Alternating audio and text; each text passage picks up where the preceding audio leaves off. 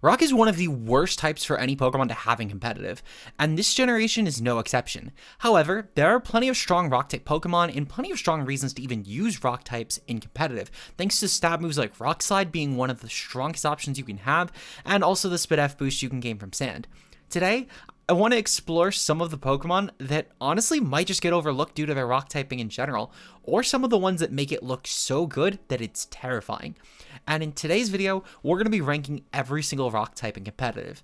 If you guys enjoy this video, like and subscribe for more, and shoutouts to Kurpie for editing this as always. Make sure you answer the comment question of the day. What's your favorite Rock to use in competitive? My personal favorite's Dancy. I love the thing to death, and let's get into today's video. So starting off, let's go over our tiers for anyone who might not have seen one of these tier list videos on the channel before.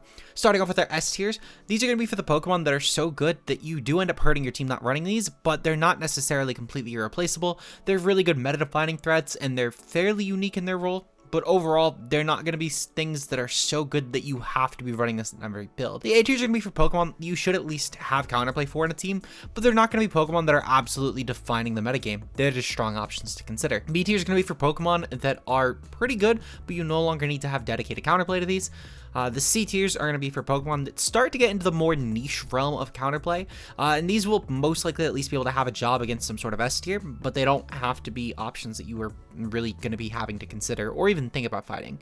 D tiers are going to be for YouTuber picks. These might be things that you'll see on the channel as Pokemon that I end up clickbaiting with. However, they don't have to be necessarily really potent threats. And finally, the F tiers, these are things that are so bad that usually I will not even touch them. Rock does have a few of these, however, one thing you might not have noticed is that we actually excluded our S+ this time. There are no Rock types that in my opinion actually fit this description, so we are going to be leaving it off for today's video. However, that's not to say that there aren't any Rock types that are worth running in competitive. There just aren't any that are so good that they're outright meta, like top tier threats like Fluttermane. With that said, let's start off with Hisuian Arcanine. Now, Hisuian Arcanine has a lot going for it. This is a Pokemon that has several really good abilities such as Rock Head and Intimidate, and a pretty strong typing too of Rock and Fire. While this is a terrible defensive typing, at the same time, this offers itself plenty of really strong stabs, such as Rock Slide and even Head Smash with Rock Head, as well as the ability to run a stab Rock Head boosted Flare Blitz. I say boosted, but I meant the fact that you just don't take recoil. It's technically a buff to this Pokemon in terms of that move. But at the very least, Hisuian Arcanine is an incredible damage dealer. With base 90 speed too, this is actually a really strong threat in Tailwind, being able to outpace Pokemon like Booster, Energy, Iron Bundle even, which is a really good benchmark to hit for a Tailwind threat. On top of this as well, most Rock types don't really appreciate hitting steals, and with Hisuian Arcanine's case, you actually have a stab that already does this, meaning that you can instead either lean into your Rock type with your Terra instead of opting for a Terra Blast or even a spread Earthquake that would hurt your own partner, but you also have the benefit of even going with options like Terra Normal with extreme speed, which can help with giving this thing a really strong priority option should your Tailwind be gone. Overall, I think Hisuian Arcanine actually has a lot going for it, and I'm going to opt to put this thing in the B tier. Moving on to Sudowoodo, I think this is weirdly enough one of the better F tiers we've ranked through competitive this generation. This like Woodhammer is pretty cool, and this thing could be a weirdly enough okay trick room threat, but sadly this thing is still an F tier. This thing still is a terrible Pokemon, and I can't really justify a reason to ever use Sudowoodo in competitive, but I'd be lying if I said this was one of the worst F tiers that we've ran. Despite Rock being a terrible typing, it's probably better than most F tiers on other tier lists, just because of Sturdy alone. Tyranitar's up next, and this is going to be one of our only S tiers for the day.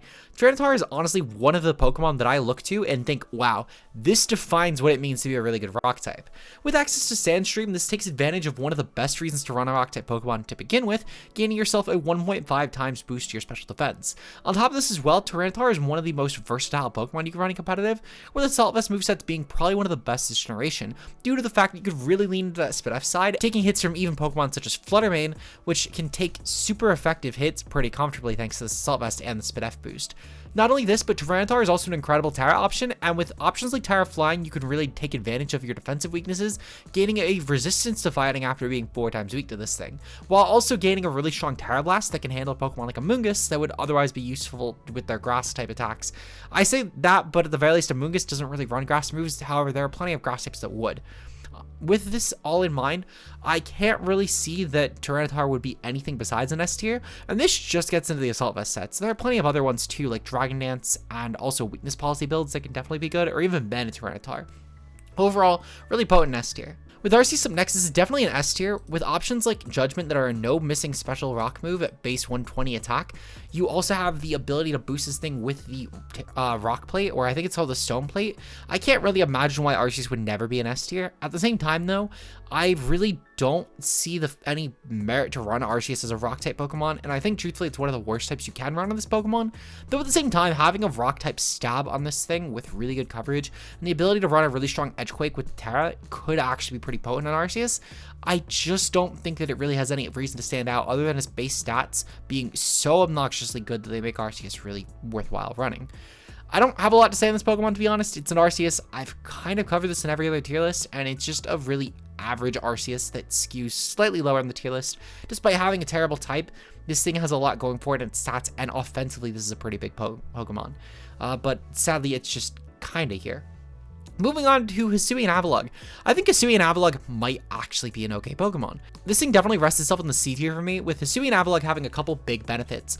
For one, Hisuian Avalugg is actually a really strong Trick Room threat, with access to moves like Wide Guard, Mountain Gale being a really strong option to flinch opponents with base 100. It's just a stronger Icicle Crash. You also have Stab Rock Slide, which is really strong. One of the worst things for Hisuian Avalugg though is the fact that it hits 38 base speed. And this might not seem like a big deal. You're still underbracing Pokemon like Iron Hands, for example. However, regular Avalugg actually hits base 28 speed, allowing you to even underbase Pokemon like Amoonguss while still threatening them if they're not Terra Water, because most Amoonguss will run either Terra Fire and get screwed over by Rock Slide, or Terra Water and still be a good Torkoal check. However, they lose their Fairy resistance. And for any Amoonguss that does decide it can get rid of its Fairy resistance and instead go for Terra Water, you can't really actually touch it without Terra Blast. However, this is kind of a minor thing because of the fact that Amoonguss isn't really doing a ton to you anyway, but the fact that it can Spore you now is a pretty big deal, since normally Avalugg would have been able to underpace this at the very least. Overall, I don't really think that there's a lot going against Hisuian Avalugg in this format, but I think there's just so many better Trick Room threats like Ursaluna that it's honestly just going to be outclassed. It's kind of an average Pokemon, I think. It's one of the better C tiers we'll have today, but there aren't really a lot of great ones anyway. But I'm going to give Hisuian Avalugg a definite C tier. I think it earns that spot. Carbink is going to be a rather simple one. This thing sucks. Starting is the best thing, keeping this thing in the F tier, but even still, it's just a worse Dancey, and I don't really see a lot of reason to run this over Dancey. However, Dancey actually has a lot going for it this time around. Clear Body already was a pretty okay ability in this Pokemon. We've seen this thing useful on Pokemon such as Metagross in the past, and with the Fairy and Rock typing and having a 4x weakness to Steel, there's not really a lot this typing does right, other than its immunity to dragons being an okay thing for it. But when your typing is so weak against Steel, which is truthfully one of the best counters to both Rock and Fairy, it's hard to actually justify. Now, though, you can go for something like a Terra Fire or a Terra Ground and gain a lot of merit. You'll boost your options like Mystical Fire and Earth Power even further, while still having to spread Diamond Storm and even having Stab Play Rough.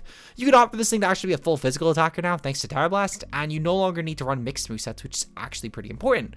This also is a really good Trick Room setter, and with the ability to potentially Terra into a really good defensive typing, such as Water even, you could actually maybe gain a lot of merit out of Dancey as a viable support Pokemon this time around.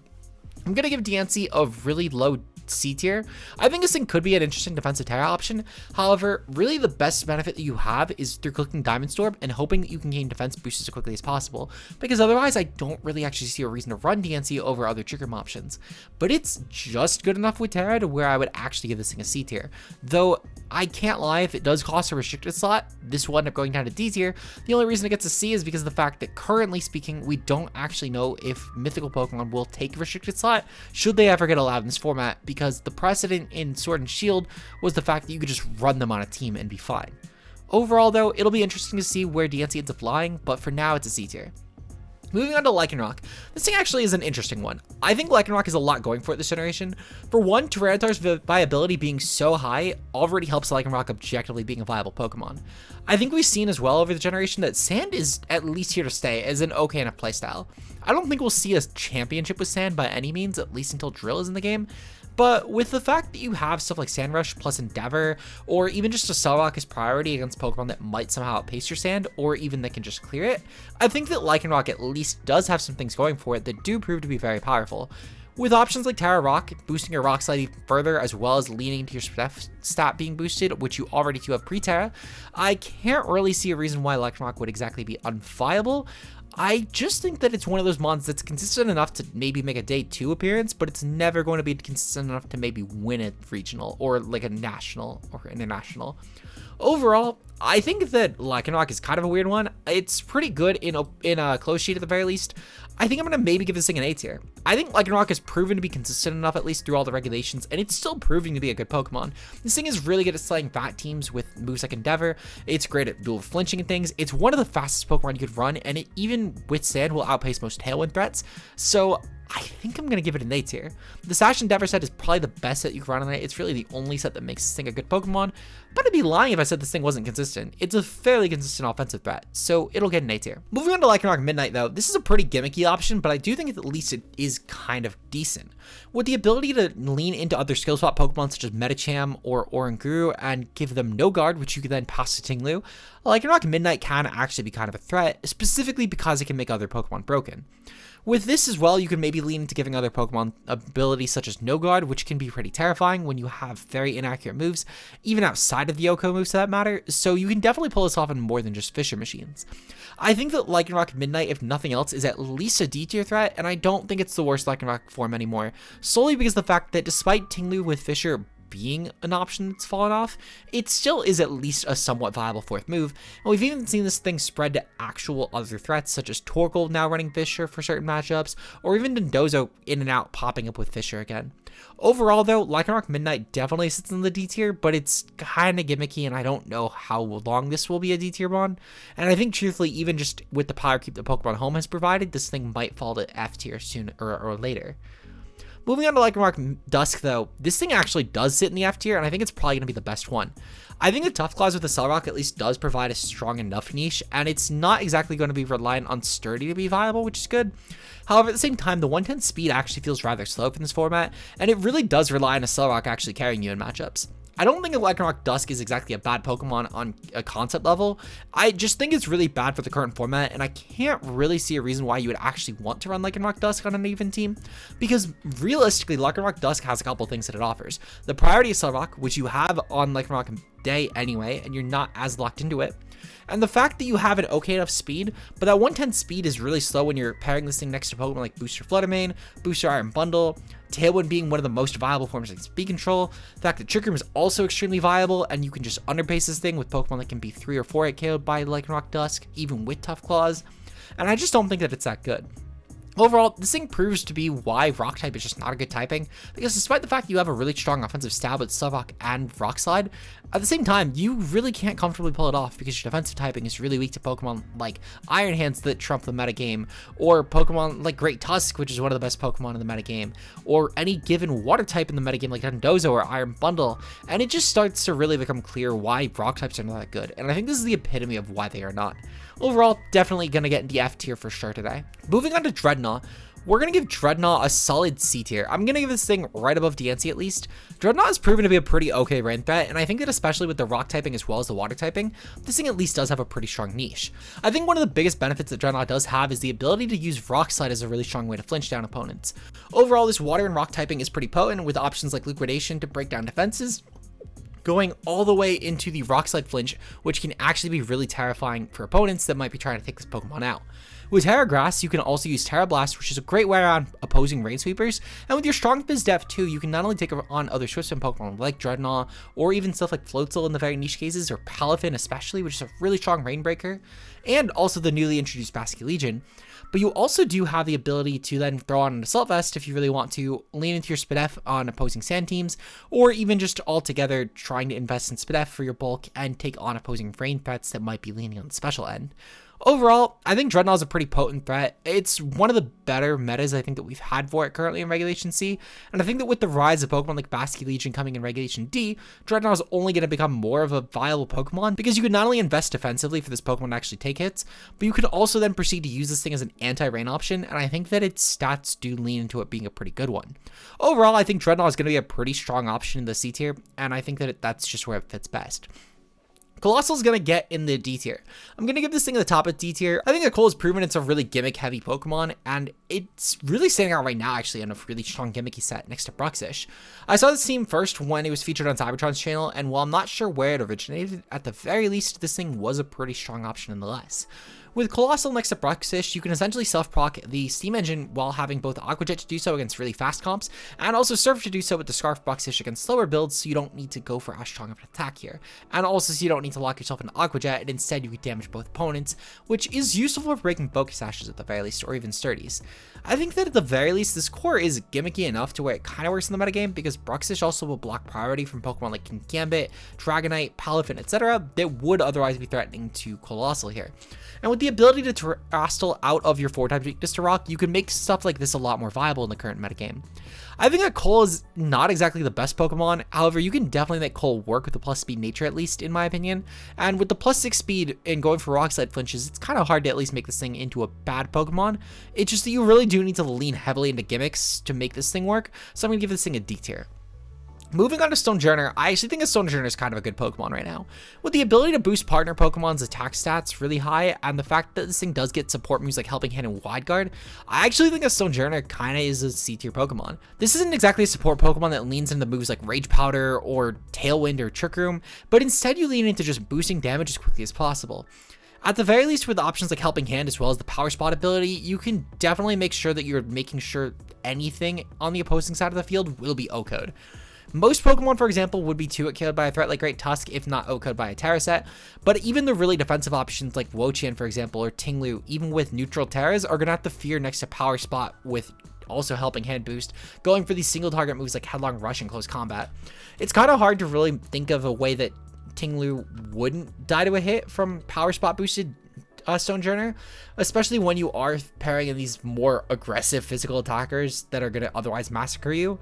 And overall, I do think that with stuff like this, it kind of leans into Pokemon like Great Tusk benefiting a lot from Stonejourner, or even things like Palafin, which have a really strong priority Jet Punch, and you could top that off with Terra as well, making this thing into an overall really strong nightmare of a support Pokemon. And I think that that alone definitely gives you a strong C tier at the very least. Moving on to Cleaver. Cleaver is definitely a pretty unique option as far as what it can offer for teams. For one, Cleaver has the ability Sharpness, and in tandem with its signature move Stone Axe, you can definitely make this thing into a really unique threat, because Stone Axe will be able to set Stealth Rocks on the opposing side of the field. Now, Stealth Rocks aren't exactly something that VGC is familiar with. It's truthfully never been viable, and at best has been a gimmick on Pokemon like Tinglu, where it's a 4th move, because you don't really need anything else on Citrus sets. But at the same time, though, Cleaver can definitely comfortably make this work. Stone Axe is a really strong option, and it's Sharpness boosted as well, meaning that you can gain a really strong secondary effect that most teams will not be prepared for. The typical counterplay in singles would be adding a heavy-duty boost to your team, and I think that for certain Pokemon, we might unironically have to start seeing this if Cleaver were to ever pick up in usage. However, I feel like Cleaver as well, having the 85 base speed, even for Tailwind standards, this is really slow, but it's also just too fast to be a viable Trick Room option. So I think that Cleaver is kind of in a weird limbo where it has such a unique niche of a damage boosting Stealth Rocks that at the same time, it's not really built stat-wise to really make this work.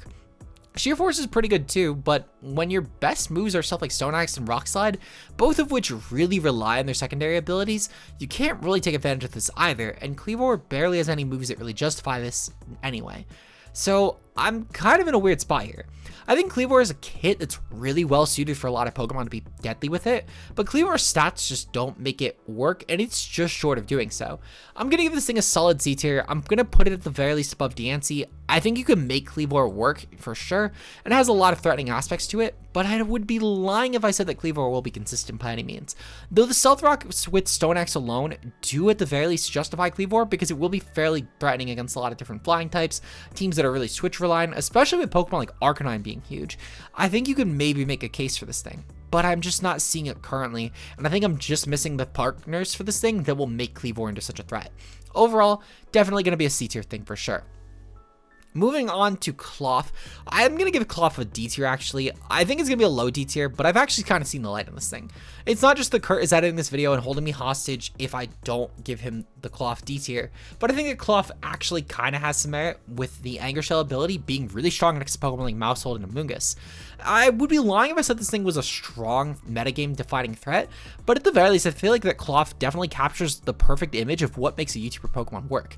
With options like Terra Ghost to block priority options like E-Speed and Fake Out, or you have options like Terra Rock to lean into that Spinef boosting side, I think that Cloth at least has a lot going for it to where you can definitely make this thing work. And its move pool is fairly strong too, with Rock Slide obviously obviously being one of the best spread moves in VGC, but you also have some really good physical options too outside of this.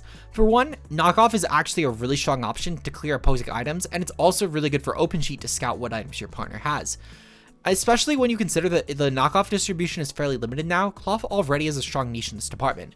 But when you consider the fact you also get moves like Endeavor, which can be really useful in tandem with Anger Shell because you could drop opponents very quickly to their low health, and then even kill them off with Sand if you choose to run that as a partner spot. And speaking of Endeavor plus Sand, you can take advantage of your rock typing and then pair this with Endure to try and leave yourself with only 1 health purposefully, and really make this into an actually kind of good trade for 1-for-1. I don't think a Cloth is suddenly going to be breaking the metagame, but Cloth at least has a kit that can kind of work. This doesn't even get into coverage options like Crab Hammer or Bulldoze or Brick Break that can also be pretty useful in Cloth too. So I'm going to give this thing at least a D tier. I think Cloth is at least done enough to earn that much in this metagame. Moving on to Garganacl. Garganacl has a lot going for it. For one, the Salt Cure move is insanely difficult to handle because it forces a lot of switches. However, with Clover Cloak being a viable item even outside of Garganacl, with things like Fake Out and Icy Wind being so prevalent in the metagame, I wouldn't exactly say that Garganacl is suddenly breaking any walls here. However, Garganacl is still a pretty terrifying one. With options like Terra Ghost, you can get rid of your fighting weakness while still having the Purifying Salt ability to take away your Ghost type weakness, which is pretty good here. You also have moves like Wide Guard, which are really good support, and it stops a lot of Trick Room threats like Earthquake and Eruption from being really deadly against your team. Though it's not to say this application only works against Trick Room teams, because options like Tailwind with Earthquake on Great Tusk, or Rock Slide and Sand with Lycanroc Midday are both pretty good fast options for spread too. I think that Garganacl, though, is definitely power crept as far as both walls and just the offensive metagame handling it a lot more, and I feel like that Garganacl has definitely died down in terms of its hype. That's not to say that Garganacl is a bad Pokemon, but I don't even think it's the best, newest rock type for the current format, so I'm going to give Garganacl a solid A tier. If this was a singles tier list, truthfully, Garganacl would get a really strong S, and it'd probably be the highest ranking thing on the tier list today. But because of the fact this is not taking singles into account, Garganacl's best niche of trying to be a really strong stall option for teams is sadly taken away, and I think that a lot of the new home Pokemon as well are going to make this thing into an actually kind of terrified Pokemon, and maybe try and retreat a little bit of that Garganacl usage. Though Salt Cure is still such a good move that it will never completely die out, so Garganacl will get an A tier for sure here. Moving on to Glimmora, I think Glimmora actually is the best rock type that we got in this generation for VGC. With the Mortal Spin being a really strong way to spread poison, this has actually been a really strong enabler for stall, allowing cores like Dondozo and Woshian as well with Glimmora to be really terrifying. Glimmora is essentially the best way for Dondozo to actually handle Dozo Mirrors, because with your ability Toxic Debris, you now set Toxic Spikes without even needing to click a move. You just need to be hit by a physical attack. And Glimmora is definitely leaning into this with its typing, being fairly weak to options like Ground and Water. And while there's not a lot of great physical water types, there definitely are a lot of great physical ground types, and with the Terra Grass as well, you can lean into your weakness for flying, which there also are a lot of good physical flying types with stuff like Dragonite with Terra Blast flying or Talonflame with Brave Bird. Overall, I think Glimmora definitely sits itself in a solid S tier position. However, I think that Glimmora is definitely the weakest S tier just due to the fact that I feel like already Glimmora definitely has counterplay, but it's one of those things where you can at least kind of control the Toxic Debris to making it work. But Glimmora definitely can be muscle passed by a smart player before Toxic Debris would ever activate, and that's arguably the scariest thing about it. Overall, Glimmora is definitely terrifying. It's been even good on Tailwind teams, despite the fact that I think a lot of people think of Glimmora as a really good Stallmon. This thing is really good for Tailwinds, but I think that Glimmora sadly just is the weakest S tier of the bunch, just due to how threatening the RCS is with the Edgequake, Stab on rock moves, and Terra Ground, as well as the fact that Tyranitar is just such a potent bet on most builds, and it's really hard to justify not running a Tyranitar on your team. Overall, Glimmora is just an S tier. It's a fine S tier. It's borderline A, but I feel like it does just enough in a unique realm for stall that I have to give this thing S. Finally, though, we do have Iron Thorns. Now, Iron Thorns is a weird one. I think this thing is pretty good with Terra, but it's one of those things that, compared to other Paradox Pokemon, it's kind of outclassed. It's kind of gimmicky to pull off. You really do need like a weakness policy or a unique Terra with like Loaded Dice Bug, for example, to make this thing work. I don't think that Iron Thorns is that good, and I'm going to actually give this thing a D tier, and I'm putting it actually even below Lycanroc Midnight, solely for the fact that I think that Lycanroc Midnight at the very least has a unique niche in terms of the skill swap no guard thing. However, Iron Thorns doesn't. It's really good with Sand, but you need to set your own Sand with Tyranitar most likely because Hippowdon's not viable, which means you're now stacking 2 rock types in your team, which running 1 rock type already is kind of a throw. Why run 2? even if you're going to Terra one of them. Iron Thorns also just doesn't really have a lot that it exactly opposes in terms of the metagame that makes it unique. It just kind of exists, and it's kind of an okay option, and against an unprepared player, it might do some work, but I don't exactly think that Iron Thorns is a terrifying threat in this format either. You can maybe make Assault Vest work, or you can maybe make Protect 3 attack sets work on loaded dice, or even Dragon Dance builds or with weakness policy, but I feel like that everything you can do on this thing besides loaded dice sets, Tyranitar just is better. And even loaded dice sets, the best benefit there is running a bug option to counter grass type so it would handle your rock electric typing. But you can just do that with Tyranitar with Terra Flying and Assault Vest, and it's going to go much farther than you would be going with Iron Thorns. Overall, I don't think this is that great of a Pokemon, and it's definitely deserving of the D tier. With that said, that's going to be our tier list for today, and hopefully you guys enjoyed. If you did and you want to see some more content like this, of course, make sure you guys like and subscribe for more, because we're going to be doing a ton of different tier lists on the channel. At the very least, we still have a couple more different type ones, and we'll have more for Regulation D as well, so make sure you guys stay tuned for that. With that said though, shout out to Kurt again for editing this video as always. Make sure to check out Kurt, his links are in the description, and also make sure you guys consider joining the channel membership button as well. For just a couple dollars a month, you can get some bonus content with 2 extra videos a month, as well as you can gain some extra emotes for when we do streams or in comments and videos, or even just a little badge next to your name, which is always really fun as well. This month's channel members are going to be Zeke Zero, Mia, Josh K Ultra Player, Bbat, Anna Depur, Timo Mueller, Fonzie, Bambambi, Rauplays, Obo, and Johannes B. Your guys' support on the channel is greatly appreciated, and I encourage you guys, if you are interested in clicking that button down below, to do so. With that said, I will see you guys Friday for another video, or tomorrow night at 7 for a stream. That might become 4 p.m. I'm not sure, though it's either 4 or 7. I'm not sure which yet. We'll see you guys later. Peace out, guys.